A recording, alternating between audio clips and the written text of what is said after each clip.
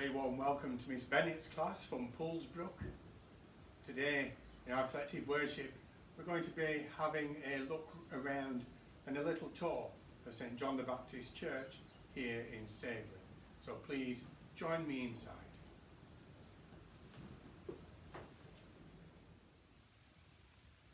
So a warm welcome to St John's Church for today's collective worship and a little tour around the church. I'm going to start by just spinning the camera round and letting you take in what people see as they first enter the church. It's quite a wonderful, magnificent building. It's very large and echoey, as you might be able to hear. It's very old in places, some of it dating to the Norman times, 1066, some of it in the 15th century and some of it in the Victorian period. So I'm just going to turn the camera around quickly and let you take in St John's as people see it as they enter.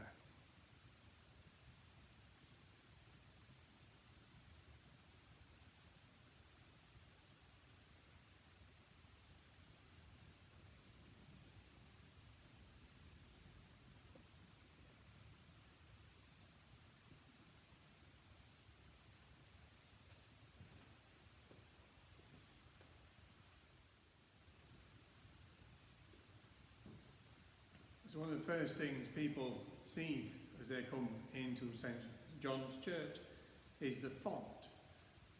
And it's placed by the door, or as near to the door as possible on purpose, because it is by the door that we enter church, and it's by the font that we enter into God's family. It's called a font, where we get the word fountain, and this particular font is probably 900 years old. And I wouldn't want to have to start counting how many children and adults have been baptized in this font. And with the font, we have our Easter candle, or our Paschal candle. And this is lit on Holy Saturday, the day before Easter Sunday, from a fire which we have outside. And it's engraved with Alpha and Omega, and the year is engraved on it. And this is lit all through Easter tide, from Easter Sunday through for 50 days to Pentecost. And we light it for baptisms, and a candle is lit from that for the child to receive when they are baptized.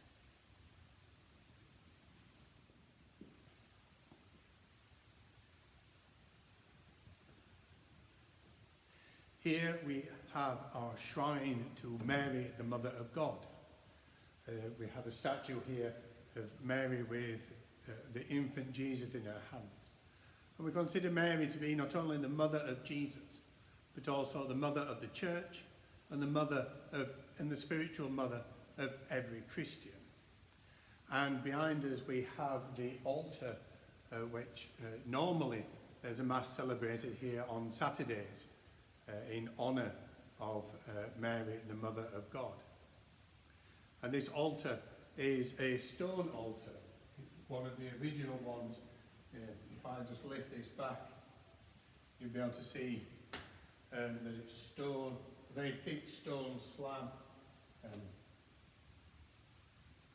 is where a mass is celebrated there each week when we're not in a time of COVID restrictions.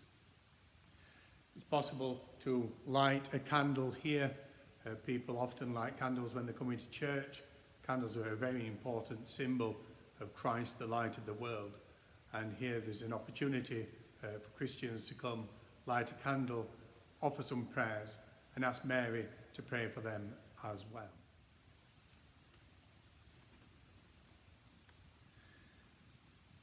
What we are looking at now is our rood screen, or the top of the rood screen. It separates the public part of the church from the choir and the sanctuary. And as you go further into the building, the space has become more special and sacred. This screen symbolises the division between earth and heaven. And because of the death of Jesus on the cross, we can see through into heaven and even pass through earth into heaven. And as you can see at the top, we have Jesus on the cross, Mary on one side, and the beloved disciple on the other.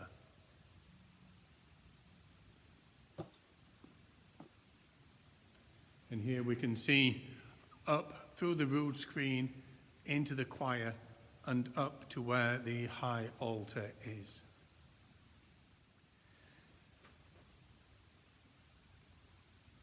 These seats facing each other we can see here form part of the church where the singers stand and sit. They are called the choir, and confusingly, so is the place in which they sing. In this place, the service of evensong is celebrated every Sunday evening. The sanctuary lies beyond the low rail, where we kneel to receive the body and blood of Christ in the bread and wine of the Mass. In the sanctuary stands the high altar, the most special and holy place of the church. Here, every Sunday morning, we offer the holy sacrifice of the Mass, one of the greatest gifts of God to fallen and suffering humanity. What we do here each week is helping to defend our town and parish against evil, sin and suffering. And the more people who come help us to offer it, the more good we can do.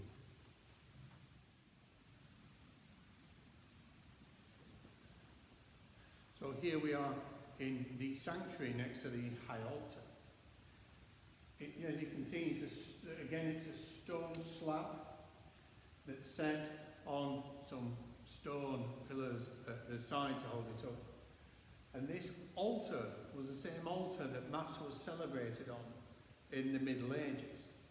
And during the Reformation of the Church, it was ordered that this altar should be broken up into pieces and destroyed and got rid of. But the people of Staveley refused that order and buried this altar in the ground, in the church grounds.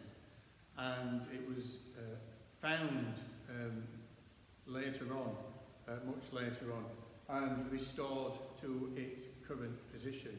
As you can see, there's lots of damage on it from when it was moved and when it was buried, and obviously when it was dug up and returned to its place here. So Mass has been celebrated on this altar for a very long time, from the Middle Ages, and now we continue to celebrate Mass here Sunday through Sunday. We're now standing in the Freshfield Chapel. This chapel dates back to the 15th century, when the Freshfields lived in the house next door, and they wanted somewhere to bury their dead and for masses to be offered for their souls. And so here is one of the memorials to and here is another memorial to the Freshfield family. I'm going to take a close-up of the inscription, which isn't written in modern English.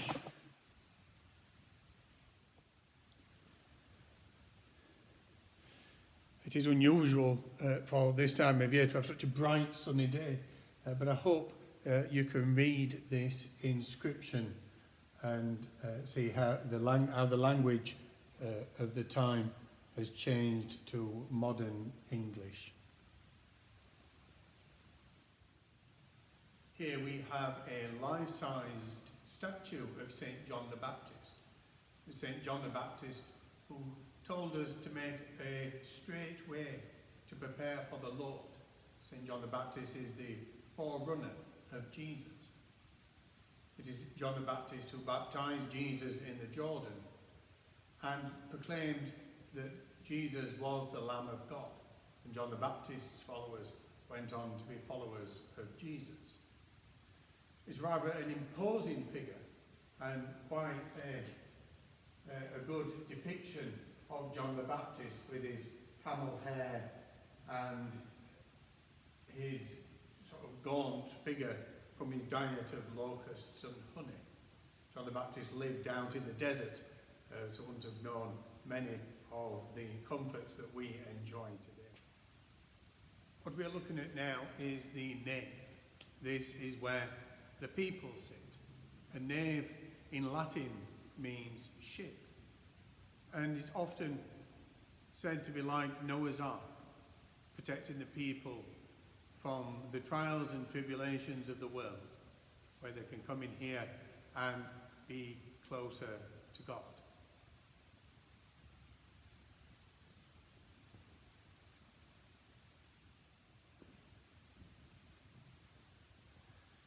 So here we can see not only a speaker, but the statue of Saint Michael.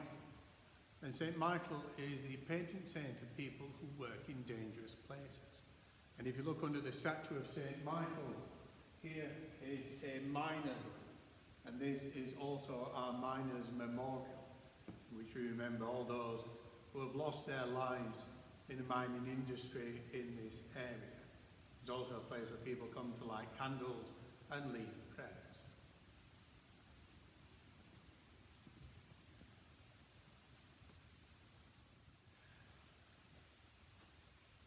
And finally, we have a room that not everybody sees. We call this the sacristy. And in it you'll find all the vestments that we wear for Mass. They're in these cupboards. And there's also cupboards for more vestments and things for the choir to wear.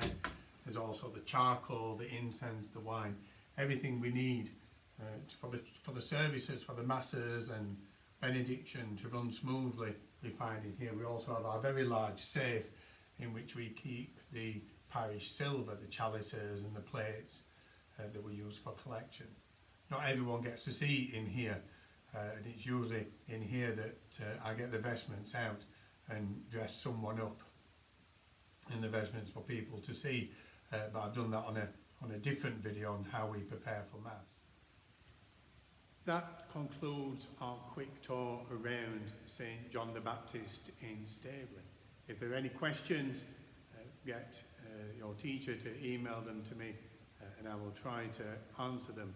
And I look forward to welcoming some of you here in person once the COVID restrictions have been lifted. Thank you very much. God bless.